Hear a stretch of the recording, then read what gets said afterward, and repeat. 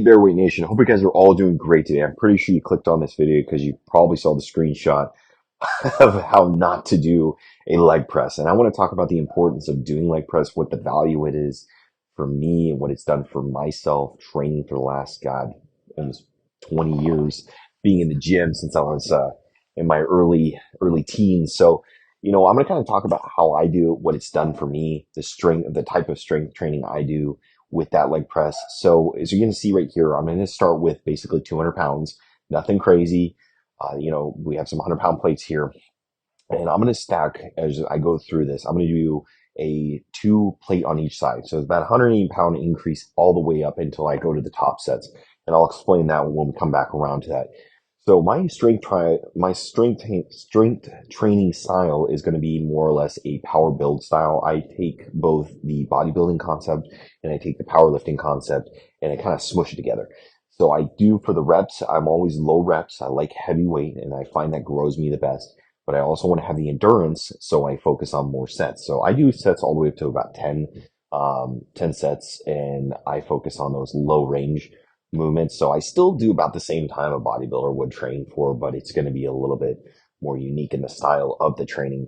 So as you can see right here, I'm going to be going ahead and doing, I think like 300 something, I think it was like 380, in this set. And we're going to keep going up and we're just going to keep rolling out. Now, before I even did my leg pressing session, I actually did a deadlift session, and you're going to see it's similar to my last deadlifting session that I did on my other video, where I went up 3 reps per set and I did 9 sets. Now, I did finish out at 290 kg this time around, which was about 640 pounds, and that was for a single after I did all my 9 sets with 3 reps. I could have probably done 2, but I've been doing a little bit of bicep issue. That's been a little tendonitis that I've been kind of fighting. So you'll see in my videos, I'm kind of rubbing my arm just because it's been a consistent issue I've dealt with for the last year, and it's just wear and tear. Something, like I said, I've said this before. It's no injuries, no nothing like that. Thank God. It's just got to work it through and just keep massaging the muscle, and it's been getting better as time goes on. But you just want to be cautious about it. So as I go into every set, I do the same thing. Every set, I do the same routine. I don't vary my routines, because if you're consistent, your body's going to know when to fire the muscles. And as you can see right here, when I go into it, breathe in, breathe out, breathe in, compress 3 times. And that's what I do. I kind of prep the muscle. And you may see my muscle flex and getting ready to fire. And then I just want to control it, use the weight itself, use it to build your muscle. And why I say that is I see so many people just half-assing the weight, where they're just kind of doing half reps, or they're not, controlling down. They're just letting the weight drop on their body. No, no. If you can't control the weight, you shouldn't be lifting it. You need to learn how to control that weight, because what you're going to do long term is just injure yourself. You're going to have a bad platform that you're building upon. You're going to end up injuring your back. You're going to end up injuring your leg, because instead of you bringing it down nice and easy and controlling it, you're going to end up dropping it and something's going to break. Something's going to pop. And that's what I've seen with all these people, a lot of bodybuilders and powerlifters online. What's the first thing that goes? It's not their muscle. 99% of the time, it's not their muscle, it's their tendon, because they grow their muscle too fast that their tendon can't keep up. And my focus in all my training regimen is, one, good form, good technique. And I would focus on building my tendon over my muscle. I want to have strong tendons, so when the muscle does finally grow to the point where it's as strong as it can be, the tendons can handle that compression and contraction. And that's where I'm going to be focusing on. All my training regimens, all my videos are going to be focused on tendon strength over actually muscle strength. And I know that's a little different than what most people focus on, but I'm finding that I want to live a long time with a good body where I can lift all the time and be very strong. And if I start with a good platform, good technique, I'm going to be able to do that. So kind of coming back to, the importance of leg pressing, it is basically a reverse deadlift. Instead of you pulling off the floor, you're pushing away from the, it's like you're pushing away from the floor. So you're pushing from. And also the other side to it, especially I like incorporating my leg press on my deadlift days, is yes, you're going to be weaker on your leg press when you get to that point, and you're not going to be able to do the monster amount you want to do. Like, I can do more weight than this, but I'm already fatigued. The biggest thing that I find is that when you go in, as you can see right here, I'm about to do, I think it was like, I don't know, 900 pounds or something like that. Whatever the number was, I wasn't paying attention. I just want to put these numbers up so you guys can see it. So what I'm kind of getting ready to do is I'm about to push out. I do my little 3 kicks, breathing in, breathing out, and then I'm going to push out, lock, and then I'm going to let it come down. As you're going to see right here, when I'm coming down right there, boom, perfect set, perfect rep, full range of motion. You're going to see my lower back. As I'm pulling in, it's pulling my spine. It's pulling. It's not compressing my back. It's pulling. It's pushing away. And that kind of like that little bit of that 45-degree angle. And what it does for me is it decompresses my back. It actually pulls all the muscles that have just been compressed. And it's phenomenal. It's one of the greatest feelings in the world when you decompress your back after deadlifting. And so it pulls my whole back and it decompresses everything and it stretches the muscle too. And that's what I find is that because I don't do a lot of stretching, I'm not the best stretcher. I will admit that, to a fault, to a T.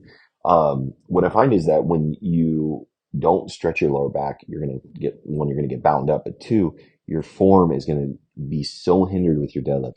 And my deadlift form is very consistent and very specific that I want to be able to kind of capture the weight, go into the weight instead of just like pulling from my back. You don't want to just pull your back. You're going to injure your back. You kind of want to properly, like you're squatting into it and then pulling up. And if you don't have a good range of motion, a full range of motion to squat into it, you're going to possibly injure your lower back. Your chances of injuries go phenomenally, or your injury, I should say, spikes way up when you're not able to fully get into the proper position of deadlifting. Now, like I said, every position is different for everyone else.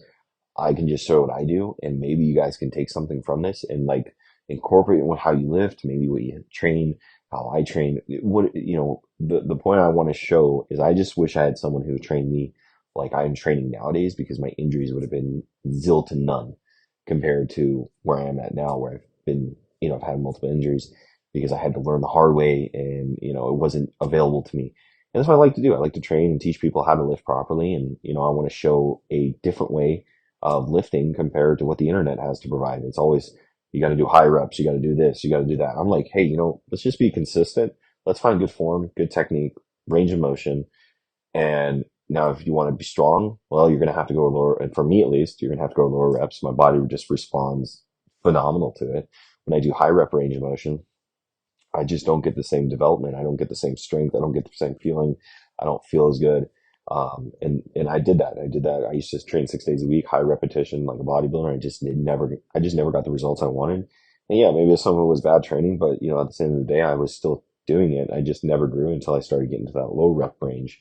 And that's what I find is that when I'm geared down to that low reps, it's just, I just balloon out. I just grow. And I'm actually cutting too in this video. So, I'm cutting about a half a pound a week. I'm trying to lean down. I want to get down to about 240. I want to be lighter on my feet. I want to be strong as an ox. And I still want to look like a bear. I'm just big and big and built up. My core will always be big. My core is always going to be thick because of the way I train. That's just the unfortunate part of, when you're doing heavy lifting like this, your core muscles are going to develop a lot thicker. And so you're going to have that, kind of that exterior and not like not like a human growth gut, that, but you're definitely going to have like a thicker core because you're trying to support heavy lifting. And that's kind of what I do, which is fine for me. But as you can see here, 3 reps, not too bad, 1,200 pounds or whatever it was.